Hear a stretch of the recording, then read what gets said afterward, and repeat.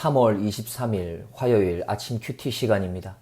오늘 함께 나눌 하나님의 말씀은 누가복음 21장 5절에서 19절까지 말씀입니다. 어떤 사람이 성전을 가리켜 그 미석과 헌물로 꾸민 것을 말하매 예수께서 가라사대 너희 보는 이것들이 날이 이르면 돌 하나도 돌 위에 남지 않고 다 무너뜨리우리라. 저희가 물어 가로되 선생님이여 그러면 어느 때에 이런 일이 있겠사오며 이런 일이 이루려 할 때에 무슨 징조가 있사오리이까? 가라사대 미혹을 받지 않도록 주의하라. 많은 사람이 내 이름으로 와서 이르되 내가 그로라 하며 때가 가까웠다 하겠으나 저희를 좇지 말라. 난리와 소란의 소문을 들을 때에 두려워 말라. 이 일이 먼저 있어야 하되 끝은 곧 되지 아니하리라. 또 이르시되 민족이 민족을 나라가 나라를 대적하여 일어나겠고 처처에 큰 지진과 기근과 온역이 있겠고 또 무서운 일과 하늘에서 큰 징조들이 있으리라. 이 모든 일 전에 내 이름을 인하여 너희에게 손을 대어 핍박하며 회당과 옥에 넘겨주며 임금들과 관장들 앞에 끌어가려니와 이 일이 도리어 너희에게 증거가 되리라. 그러므로 너희는 변명할 것을 미리 영구치 않기로 결심하라.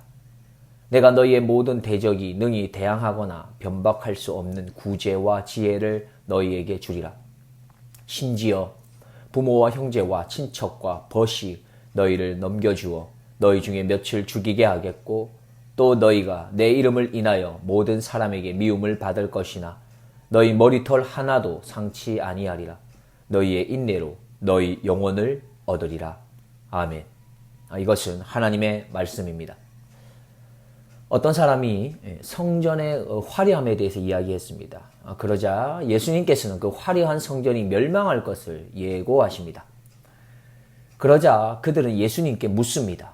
어느 때에 이런 일이 있겠는지 그리고 그때에는 어떤 징조가 있는지 이것에 관해 묻습니다. 그러자 예수님께서는 미혹을 받지 않도록 주의하라고 말씀하십니다. 그들이 물었던 것은 멸망의 때가 언제인지 그리고 그때 어떤 징조가 있는지를 물었으나 예수님께서는 그들에게 미혹을 받지 않도록 주의하라는 말씀을 먼저 하셨습니다. 그리고 난 이후에 멸망의 때가 언제인지는 말씀하지 않으셨고 멸망의 때가 가까울 때 징조를 몇 가지 말씀해 주십니다. 첫 번째 징조는 자칭 그리스도라고 하는 자들이 도처에서 일어나서 미혹할 것이라고 8절 말씀에서 말씀합니다. 두 번째 징조는 9절에서 곳곳에서 난리와 소란의 소문이 있을 것인데 두려워하지 말라 하시고 세 번째 징조는 10절 11절에서 전쟁과 지진과 기근과 온역이 있을 뿐 아니라 무서운 일, 하늘의 징조가 나타날 것이다 말씀하십니다. 그러나 12절 말씀에 보면 이러한 징조에 앞서서 제자들에게 핍박이 먼저 임하게 될 거라고 경고하십니다. 우리가 역사적으로 알고 있듯이 이러한 핍박은 예수님의 복음이 들어가는 곳이면 어디서나 일어났고 우리나라에도 복음이 들어올 때 수많은 사람의 순교의 피가 있었음을 잘 알고 있습니다. 그리고 지금도 예수님의 복음이 들어가기 위해서는 많은 핍박이 있는 것을 우리는 많은 선교사님들의 소식을 통해서 알 수 있습니다. 그래서 우리는 한 가지 사실을 알 수 있습니다. 예수님을 믿는다는 것은 예수님 때문에 당할 핍박에 대해서 당연한 것으로 여길 수 있어야 한다는 것입니다. 마치 좋은 대학을 가기 위해서는 공부하는 시간을 확보해야 하고 또한 공부 시간을 더 많이 확보하기 위해서는 잠을 줄여야 하는 것을 당연한 것으로 여기는 것과 비슷한 것입니다. 우리들의 상황과 형편들을 잠시 생각해 보십시오. 미국으로 이민 오셔서 이미 산전, 수전, 공중전을 다 겪어보신 분들이 참 많으실 것이라고 생각합니다. 그렇게 힘겨운 시간들을 생각해 보면 핍박이나 어려움이 외부로부터 찾아오거나 나와 아무 상관이 없는 사람으로부터 찾아온 경우도 있지만 때로는 나와 가장 가까이 있는 가족이나 친한 친구로부터 찾아오는 경우도 있었을 겁니다. 그러면 어떤 경우에 그 어려움을 이겨내기가 더 힘겨우셨습니까? 우리가 많은 어려움들 가운데서 이겨내기가 힘든 것은 아마도 가까이 있는 사람으로부터 받는 핍박일 것입니다. 마음을 함께 나누었던 그런 친한 사람들로부터 받게 된 그 배신감일 것입니다. 그런데 신앙생활에 찾아오는 어려움이 이와 같다고 말씀합니다. 16절입니다.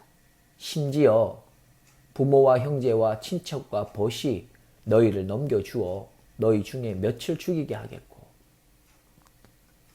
예수님을 구주로 믿고 따르는 우리들은 기억해야겠습니다. 우리가 걷는 이 길에는 핍박이 있다는 사실입니다. 그리고 그 핍박의 현장에 우리와 가장 가까이 있는 가족이나 친한 벗도 있을 수 있다는 사실입니다. 그럼에도 불구하고 우리가 이 핍박의 길을 가는 이유는 무엇입니까? 우리는 알고 있습니다. 이 길이 생명의 길이며 이 길이 구원의 길이고 이 길이 마지막 때에 영광스러운 길이라는 것을 우리는 확신하고 있기 때문입니다. 그런데 이렇게 힘겨운 길을 가야만 하는 우리들에게 좋은 소식 한 가지를 알려주십니다. 감사한 소식을 전해주십니다. 핍박을 받는 상황에서 우리를 핍박하는 그들을 향해서 무슨 말을 어떻게 해야 할지 준비할 필요가 없다 말씀하십니다. 이유는 이미 그 상황에 맞는 말과 지혜를 하나님께서 주시겠다고 약속해 주십니다. 15절입니다.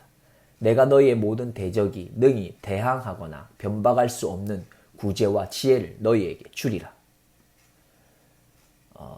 젊은 시절에 사랑하는 사람이 생기면 그 사람 앞에서 내 마음을 어떻게 잘 표현할지 많이 고민합니다. 수많은 표현들을 생각하고 또 생각하지요. 그런데 만약에 내 마음을 가장 잘 나타낼 수 있는 말을 내가 준비하지 않아도 자연스럽게 내 입술에서 나온다면 이것은 얼마나 좋은 일이겠습니까? 얼마나 행복한 일이겠습니까? 그렇지만 아무리 내 마음을 잘 표현할 수 있는 말이 준비되어 있고 모든 것이 준비되어져 있다 할지라도 사랑하는 사람을 만나기 위해 그 앞으로 나아가는 것 혹은 사랑하는 사람에게 이 말을 전하기 위해서 그 사람 집 앞에서 그 사람을 기다리는 수고 이것을 꺼려 한다면 내 입술에 아무리 거창하고 아름다운 말이 준비되어 있다 할지라도 아무런 소용이 없는 것입니다.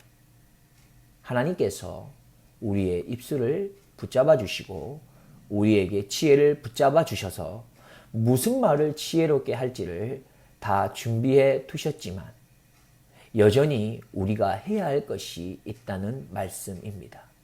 그것이 무엇입니까? 핍박 가운데 서서 끝까지 인내하는 것입니다. 19절입니다. 너희의 인내로 너희 영혼을 얻으리라. 말씀의 결론입니다. 인류의 시작은 하나님으로부터 시작되었고 예수님의 재림으로 인류의 역사는 마치게 됩니다.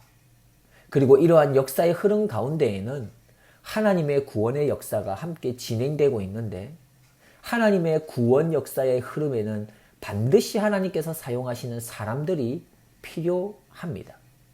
그들을 우리는 하나님의 자녀라 하고 또 하나님의 백성이라고도 하며 주님의 제자들이라고도 부릅니다.